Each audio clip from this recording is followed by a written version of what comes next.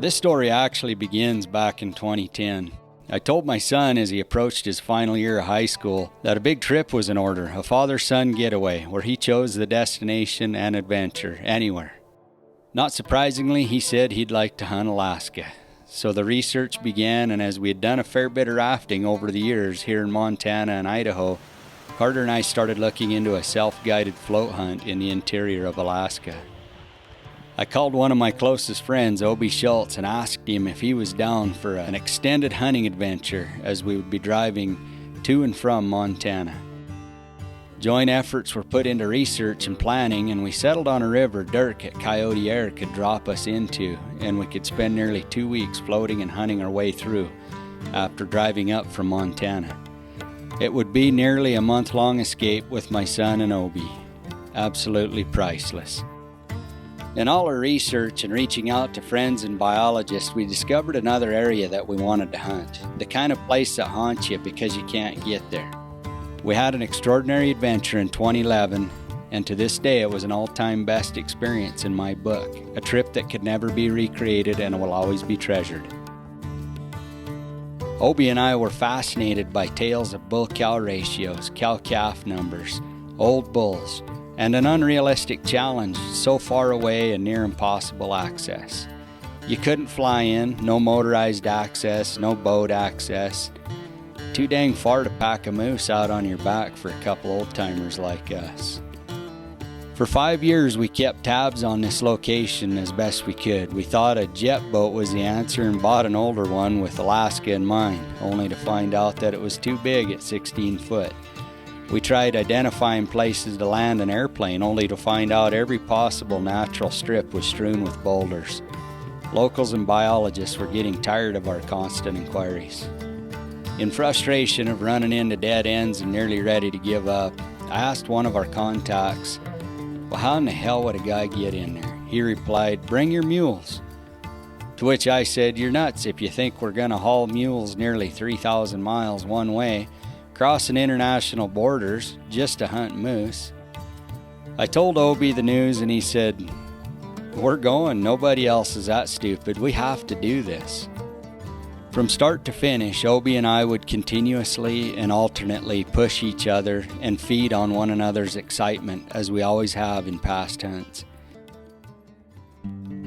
Because of the commitment involved and fear of driving nearly 6,000 miles round trip only to find out the mules would be of no use, it was decided to do some boots on the ground scouting. In June of 2016, Obi and his 16-year-old daughter Lily flew to Fairbanks and met her buddy Glenn and his friend Matt to do a backpack scouting mission. On this trip, the four of them backpacked over 40 miles and tried to identify a camp destination for the fall hunt. Tried to analyze whether the mules could even travel laden with riders and gear in this foreign tundra landscape without sinking to their bellies and breaking legs. After a week of scouting, Obi and Lily came back to Montana with a bit of apprehension, but a positive outlook. It was time to commit or jump ship. There was still no guarantee that we could even get to our desired destination. In watching the videos he filmed, we were pretty excited to see this strange land for ourselves. It is my belief, if he had said, "It's not possible, we can't get there from here," we probably would have went anyways. Now the planning and preparations went into full swing. It was decided that we would take 2 trucks, trailers, and take 5 days to get there. We'd take 6 days to hunt for caribou, 10 days to hunt moose, and 5 days to travel home. We knew there would be days lost mobilizing here and there, and we knew we would have to live by the golden rule, maintain a rigid state of flexibility. Experience has taught us that if you're doing it right, you don't take a trip takes you. We had food to prepare, mules to shoe, international health papers to secure, equipment to gather, certified feed to acquire, saddles to fit, trailers to load, and so on. All the while trying to get our day jobs braced for our absence. It's hard to believe how fast the days tick off the calendar. Suddenly we were loading the mules for the journey north, each of us envisioning a different experience, each of us with different personal goals, but by God we were doing it. The drive up was for the most part uneventful. We averaged about 11 hours a day, and each night the mules and horses were as ready to get out of the trailer as we were to get out of the trucks. It's my belief the hardest thing on the animals was the trip up. The long days seemed to really wear on them. As we passed through the great northern plains and farm country of Alberta, we were all fascinated by the large fleets of combines in mid-harvest, sometimes 15 to 20 all in a row. As we traveled west and north, there became less towns, traffic, and people. By the time we got to British Columbia, we had astounding scenery, big valleys, gorgeous mountains. The Yukon being so rural that camping alongside the highway and highlining our mules was our only option. The big wild country of northern BC and the Yukon is unforgettable. We found a suitable staging area not far from Coldfoot, Alaska. Here we made light camp, rigged up high lines for the mules. We started preparing for the packing into the deeper bush in pursuit of moose. We found the mules and horses were pretty whipped from the journey north, and it took a few days before they seemed strong and more confident in traveling in the tundra and along the ridges. During the first week, a fairly substantial weather system moved in with winds gusting to what seemed to be 40 to 50 miles per hour, flattening the tents and driving rain through the zippers. It was glorious and made you feel alive and small all at the same time. For myself, I felt more confident and stronger afterwards, much like the mules. Plus, I was beginning to get acclimated emotionally. We made attempts to get into the moose camp, but were twice turned back because of wind-driven snow and poor visibility. We were showing signs of near defeat. There was much skepticism as to whether the mules could get past one major stumbling block, a 1.5 mile wide saddle that seemed to suck the poor critters in clear of their guts. So a plan was made, logistics were figured, and a light-hearted rally was found. We were going to push into moose camp the next morning. With all 10 animals packed or ridden and a break in the weather, we headed out. We packed light supplies for us and as much feed as possible for the animals.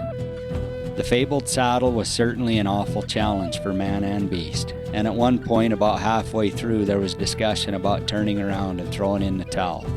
This wasn't an option. We had come too far, so we pushed through and asked much too much from the mules, and before you realized it, we were on better ground and everything else seemed easier. Not without challenge, just easier. We rode and augured our way for 8 hours that first time into our moose camp. There's something rewarding about getting to a destination and genuinely believing that you are the first to have ever arrived with mules. But we still weren't sure what it was going to be like getting out with mules loaded with 300 plus pounds of moose meat and tack. We all silently questioned if it would even be possible. The next day, Obie and I headed out to get feed, supplies, and pick up Glenn for the hunt. When we got back to our backcountry camp, Ron had downed the first moose. Ron had called him right into camp. In all the excitement, he didn't get any video, just a few still shots. The following morning, the rain settled in heavily and lasted all day. It seemed like playing possum was a good idea. Glenn and I made a loop around the ridge above camp, did a fair bit of calling, and just enjoyed the scenery when you could see. I got a great tutorial on the berries of the Arctic tundra. We sampled them all and ate several handfuls of the blueberries. It was a magnificent day, even though the rain was a bit relentless. Late that afternoon, we were hanging out in the tent hashing over the meat exit plan when a bull was spotted about 700 yards out. His big white paddles gave him away. We called to Obie, who grabbed his rifle, and the action was on. We settled in after gathering optics and cameras and witnessed Obie and Glenn call the moose in to about 200 yards over the next half hour.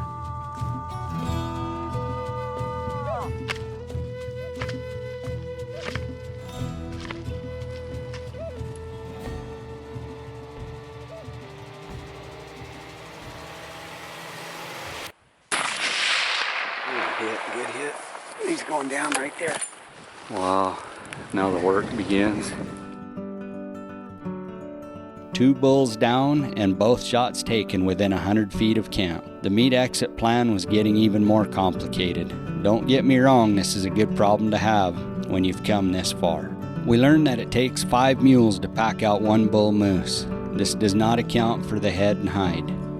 We were hunting in an area that required bone-in, pack-out, and in Alaska the horns have to be the last part of that animal to come out of the field. I think this is a fantastic law.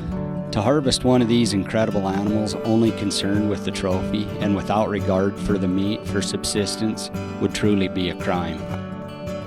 I felt what we were seeing in this wild country was probably not much different than what those old-time trappers saw 150 years ago.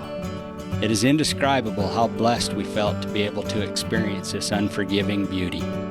In the end, we never got closer than 1.5 miles from the fringe of the area we set out to hunt, and we learned so much about traveling with livestock in the Alaskan Arctic, not to mention what we learned about each other and how small moments can make lifetime bonds even stronger. Each and every mule and horse was ready to go hunting, and no worse for wear within a week of returning to Montana. In retrospect, we were haunted by these hard-to-get-to moose, but the challenge and adventure of pulling off this trip is what really sucked us all in. The bonus was the friends and people we met along the way.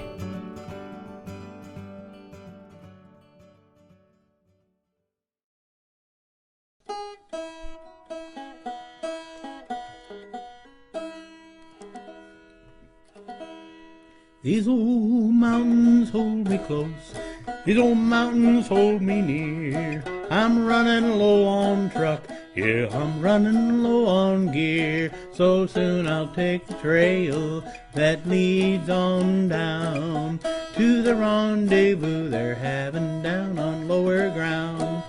Pack up the mule, pack up the mule, well, I gotta get along to the rendezvous.